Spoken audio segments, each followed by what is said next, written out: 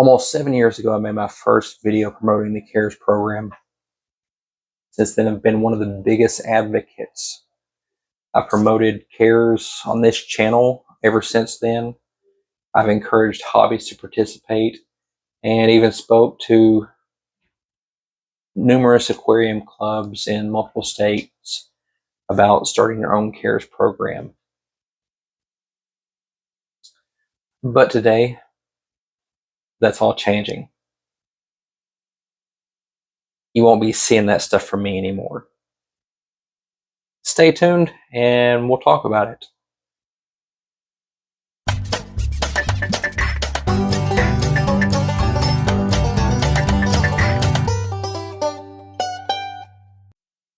Now, before anyone jumps to any conclusions, this video is not attacking CARES. I still believe the program is a great program and it's accomplished a tremendous amount for the hobby. CARES has introduced countless fish keepers to the idea that the hobby can play a role in conservation and that captive populations of threatened species matter. For many years, I, like many other hobbyists out there, viewed CARES as the gold standard of aquarium conservation. I thought it was the ultimate conservation effort within the hobby, the be-all, end-all. It was the thing. But that's all over. My perspective has changed. As I've continued researching and dealing with threatened freshwater fish species from all around the world, I've found something out that's important. Only about 1/3 of the threatened freshwater fish species are currently represented on the CARES priority list. That doesn't mean that CARES is failing or doing a bad job. It simply reflects the program's mission and structure and how they're set up. The primary focus in CARES, and it either has changed or I didn't realize it when I first got into it, but it's about primarily breeding the fish in captivity. And the more I dig into it and stuff, I see that after speaking with some of the people in the leadership of CARES, that to even register your fish with CARES, you have to have a realistic possibility of having a potential for breeding. So like a male and a female, which I understand if the purpose is for breeding, then okay. But for me, there's a problem there. Because a lot of fish aren't sexually dimorphic. What that means is you can't tell if it's a male or a female just by looking at it. So to have a endangered species that you're keeping, you're caring for, and all of that, and telling you that you can't register it with a program because it's not a male and female wouldn't be a good thing. But then if the purpose is to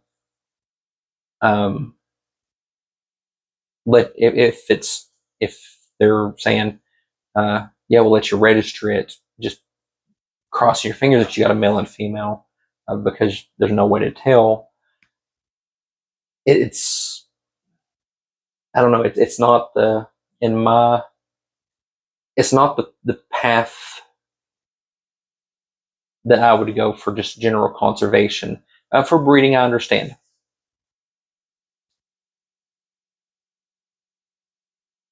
But then as we move along, many threatened species aren't included on their priority list because they aren't believed to be breedable in captivity. They're rarely imported, or they don't fit the goals of the program. Maybe they're on a special societies list or something, which makes them controversial, or it's believed that they're too difficult to breed or keep, or there's not an expert in the program that can verify the species with their system. And a lot of hobbyists out there that know about the CARES program think that it is it. If a fish isn't listed on the priority list with CARES, then there's no need to worry about it for conservation. And that's a problem in my book, because there's more to conservation than what CARES does. CARES is a great program, don't get me wrong, and I think they do great stuff. But I think there's more that needs to be done. And for years, I unintentionally helped create the impression that CARES was the conservation program for the hobby, the final authority. But conservation within the aquarium hobby is much bigger than a single organization. I mean, there's conservation programs in organizations like the AKA, the American Killifish Association. And most people haven't heard of that one. There's a similar program in the American Livebearers Association. The CARES program is real closely tied to the Cichlid Association, and people have heard about it, and they think that is the program. But you've got other groups like the AKA, the ALA, that have their programs. You have specialty groups. You have breeder networks. You have other nonprofit organizations and government organizations that have conservation programs for freshwater fish. And it isn't just about the breeding. I mean, breeding is good, and that's should be one of the goals. But even if the fish can't be bred in captivity, they're still in need of conservation, still in need of helping them. Breeding is incredibly important, but breeding alone isn't enough. If a hobbyist successfully breeds fish but never learns about the habitats of those fish, where they come from, the threats they face, the conservation challenges, then we're missing a huge piece of the picture.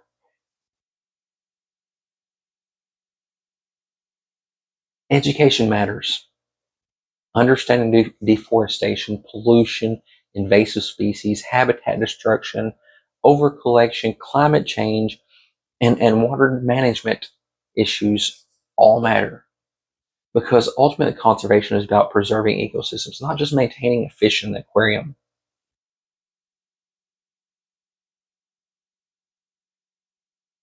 Even if the fish can't be bred in captivity, or it hasn't been bred in captivity yet, doesn't mean that it can't be completely. There's fish being bred for the first time in captivity every year. And just because it hasn't, or even if it can't be bred in captivity, doesn't mean we don't need to do the education side of it and teach about and learn about the issues that fish is facing. We can't fix them if we don't know about them and we don't teach them. So moving forward in this channel, I'm going to shift from primarily promoting CARES to promoting freshwater conservation as a whole. It's not just going to be limited to this fish needs conservation because it's on the CARES priority list. There's plenty of other fish. There's Corydoras, there's labyrinth fish, there's puffers, there's a multitude of other fish that people have in their fish tanks right now that are in need of conservation in the wild, that aren't on the CARES list, that people don't know that they're keeping an endangered species. And it needs the focus as well. We'll still talk about captive breeding because breeding remains an essential part of conservation. But we're also going to spend time discussing wild habitats, threatened species, species that can't be bred in captivity or haven't been bred in captivity, conservation challenges around the globe, the stories behind these incredible fish.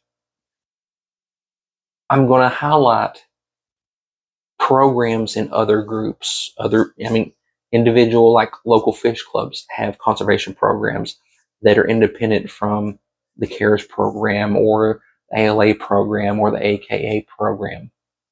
We're going to try to give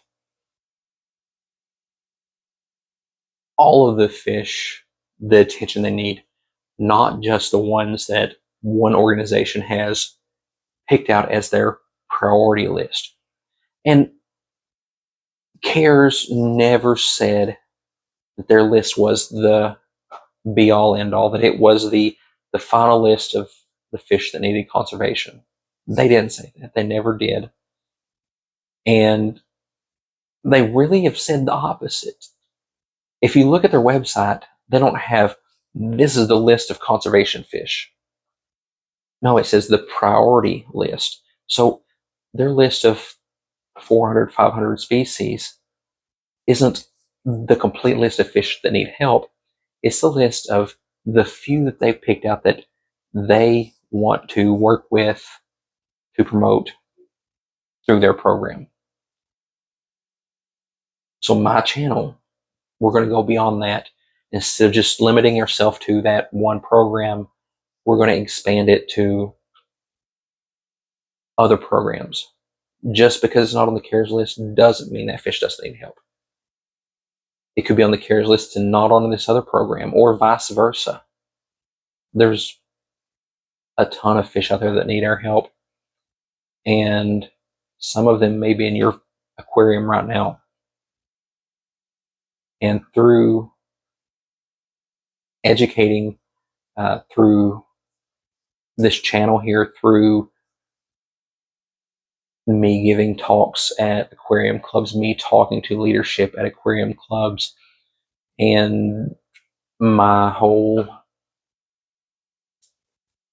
ability within what I do in the hobby, I'm going to try to promote beyond just the one program. I'm going to try to promote conservation all over.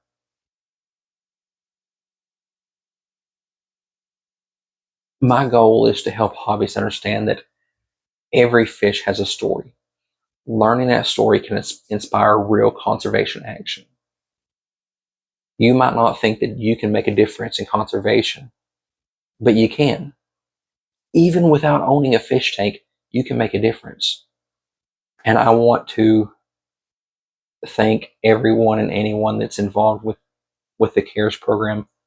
Everyone that I've spoken to personally with that program is been very helpful, been very nice. I know sometimes dealing with me through my questioning stuff, it can be a pain because I'll ask some really what seem to be basic questions, but that's just because my brain is trying to grasp things on multiple levels, and it can seem, for someone that understands what's going on, frustrating that I'm asking the questions that I am, because it's a simple concept.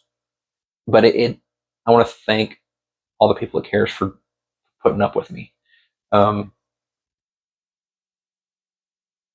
But the program has also helped shaped my understanding of conservation. It's positively impacted countless hobbyists including myself, and opening my eyes that I can make a difference, that I can own fish in my aquarium that are in need of help, that if me and people like me don't keep those fish, don't teach others about those fish, don't breed those fish, that one day those fish won't exist at all. That future generations will never get to experience those fish, not only in the wild, but in the hobby. But like I said, as I've grown, my understanding of conservation has grown as well. It isn't the end of conservation content on this channel, of course not. It's the beginning of a new chapter, of a beginning of a broader conversation. Hares is great, yes.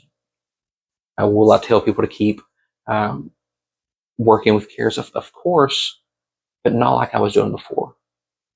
It's going to be whether you turn your fish into cares registration or you don't. Doesn't matter. The fact that you work with that fish is what counts. You could turn it into the ALA program. You could turn it into your local fish club's program. Work with the fish. Spread the knowledge. Spread the fish. It's bigger than one program.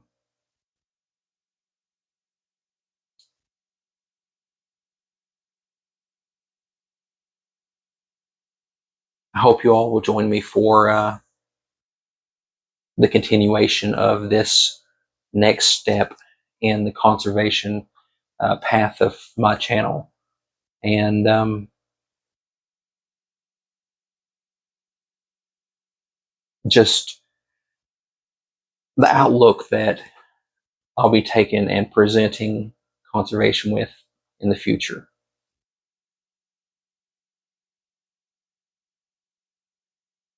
If you want to see more with fish conservation and how I proceed with this new path, you'll want to be subscribed.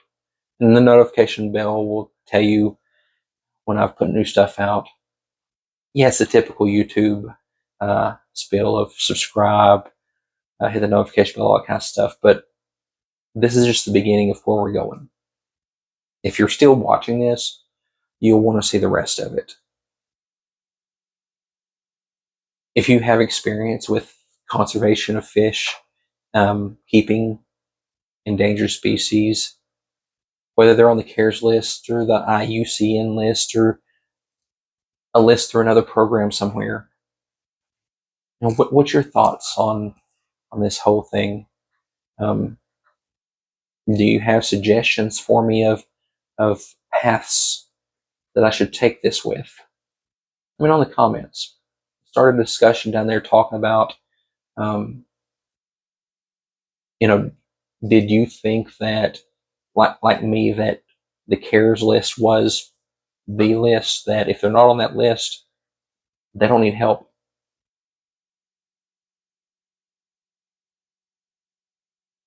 This discussion could go on for hours and hours, but this is just the first stepping stone towards where we're looking at going. So until the next one, we'll see you.